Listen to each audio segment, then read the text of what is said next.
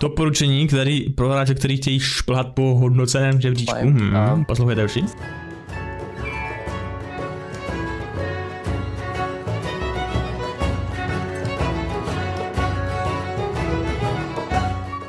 Vývoj, stav hry, přátelé. Hey everyone, I'm Matthew Froxon Long Harrison. I'm the design lead of the Summoners Rift team. And I'm Patrick Petrie Noonan. I'm the product lead of the Summoners Rift team.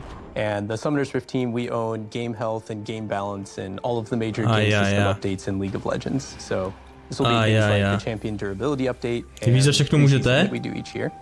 And today we wanted to talk to you a bit about just some of our thoughts on state of the game and balance and things that we spend a lot of time thinking about and working on. I know an interesting one is thinking about position health, and when I say position, I mean like top, jungle, mid, ADC, and support, of course. We look at select rates, like how many people are playing it, what do people feel and think when they're playing that, but we also think a lot about something called position agency too. Yeah, so for position agency, unlike champion win rates, we can't really look at the win rates of a position because there's one in each team. And so instead we look at something called position agency, which is the impact of a position on the game's outcome. So for example, if a jungler were to gank mid and get a successful kill, that's likely going to be some amount of impact towards the game outcome. And so we use a combination of some data models to figure out position agency, as well as our intuitive understanding as game designers and as players of the game to see whether a position is powerful or not. When you look at like how position agency is going across all nějakou kombinaci modelů, která zjišťuje is there anything you're seeing that stands out as needing a bit more attention? Throughout the year, bych řekl, že to vůbec nechápu. We did, changes like durability update, the objective changes in patch 12.14, the teleport changes in patch 12.1, and these changes all tended to have one role getting the bad end of the deal, which was top lane. Both top laners were less likely to be able to kill squishy champions playing in the mid or support or AD carry positions, as well as finding it harder to impact dragon fights, which have become a little more impactful overall to the game outcome. And so what we observed was top lane going down in agency, and so we tried to give some of that back in preseason. That's not to say our job there is done. We do think that there are some gaps with the way that top laners find satisfaction in playing the role.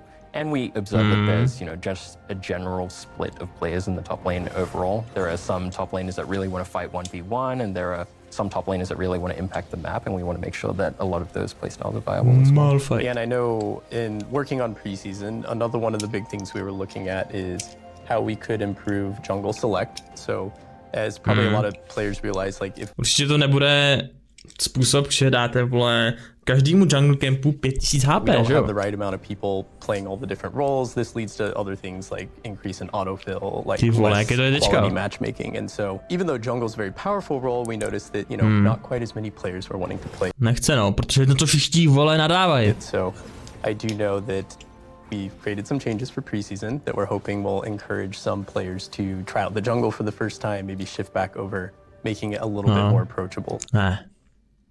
We were generally looking at a few specific goals. We wanted players to always be able to choose between several different mythic items. We always wanted mythic items to be present in the build, and so they were generally tuned to be a strong early purchase. But as we've kind of seen it play out over the years, it's had a few negative effects. Namely, there are some champions who don't feel like they have a great mythic item, and so being forced to buy a mythic that doesn't feel right for their champion. Jsou šampioni, kteří dodnes nemají dobré mytiky, že? Specific legendary items like Blade of the Ruined King that do feel great for their champion. Yeah. And so kind of our swing at the tank mythics in preseason kind of reflects a change in our philosophy, where we're not trying to pigeonhole champions into buying a specific mythic item every game. And the tank items are že to tak je, ne? Každou hru musíš stejně kupovat ten stejný. So that there are some mythics that you can purchase first, and there are some mythics that you can purchase second. And the whole system overall is just a lot more flexible, but we still to jsou jediné možnosti, buď to koupíš první mytik nebo jako druhý mytik. Jako třetí mytik už většinou nekupuješ, no. Items to present nikdy. This kind of high fantasy, high, build power over the game with the Mythic passive, and we think that, you know, this will strike kind of a good balance between early purchases of Mythic items and later build-defining purchases for them. And I know we're still always looking at the different classes and champions in the game. While we are a bit looser on, like, you know, you always have to choose between multiple Mythic items, because if there's an item a champion loves, like, that's fine. We want them to be able to take it. But we are still looking for cases where maybe a champion does want more choice in the item system and they don't have that. Or maybe there's just a certain type of item that their champion would really benefit by. There might be new items coming out over the next year, perhaps. Yeah. Oh, we don't know item. But yeah, when thinking about kind of the state of the game and balance in the game, I know probably one of the hottest topics for players is champion balance. Like, that's kind of the main vehicle that players experience the game. How strong is my champion? How strong is the champion? It was really exciting to see the champion durability update go out. We saw it live. The fights are lasting longer. Players have more opportunity for strategic decisions. It was exciting to see that this doesn't seem to have, like, impacted bloodiness or amount of fighting or kills. That was something we were worried about. And then we've also had a chance now to see this play out at the highest levels of play and professional play and at Worlds. Yeah. I think overall, like you said, we were very nervous. No, oni říkají, jak jsem se cítil celou sezónu a jak jim to bylo uprdele. Kind of observed that there were some surprising outcomes from the objective changes in particular. We intended to make objectives a little more tanky, so there was more tension around fights, and to make them more rewarding to take in compensation for that. T1 versus DRX. Tam se rozhodně nic nestane špatně teďka. Engagements around these objectives have been very high tension. A team can't just, like, burst the dragon and then run away.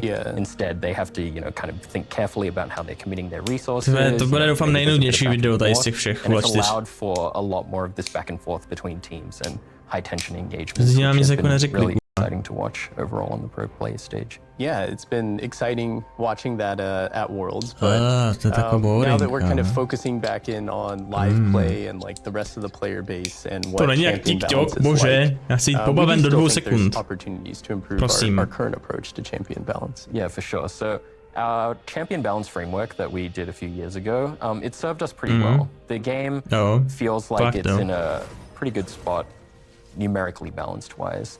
But moving forward, I think there's a lot of opportunity. Možná číslo máte vybalancovaný, ale proč má Gviana permastealth? Proč je Yumi tak debilní champ? Proč Irelia, vole, je prostě tak, nevím, tak OP, nebo já nevím, co je ještě strašně silný, vole, a vydali to teďka nedávno. Tady nejde o damage mě nevadí v té hře, vole, spíš mi jde, vole, o to, že některý champové prostě jsou jako být strašně nefér, vole. Player signs up for when they lock in their champion. And so even though a champion might be numerically balanced, it doesn't mean that they necessarily feel the most satisfying that they can be to play. And so we want to have jako čísla máte v pohodě, jako nic nemá nějak mega velký damage nebo kind of heightened focus on that moving through this year, as well as kind možná Hardsteel Mundo, making sure that all champions fit a strategic purpose in the game alongside that. There are a few other deficiencies with our champion balance framework that we've observed. So a champion might be quote-unquote balanced. Já jsem hrál v pátek hru, kde moje ADC měl 30 000 damage a můj full tank Mundo měl 80. But they might be on the weak side of balanced or the strong side of balance for an extended period of time. But it jako 80 000, jo? Result in them being jako skoro 3krát víc než to ADC. And so we're kind of making sure that champions, especially when they've been in a certain state for a long time, either too weak or too strong, but not quite strong or not quite weak enough to receive a direct change, that those champions will be looked at. And so we think that there are many other small changes like this that we kind of need to investigate and see if they're going to be good to put into practice. Great. So speaking of a good state of the game and the start of the new ranked season, any recommendations for the players out there to start their rank? Doporučení, pro hráče, kteří chtějí šplhat po hodnoceném žebříčku. Poslouchejte už. So I think the jungle is going to be a vibrant place for champions of all jungle se hraje víc teďka, no. Types to at least go in initially. We think the jungle pets are going to be... Já dostanu mé autofill z jungle na jiný role.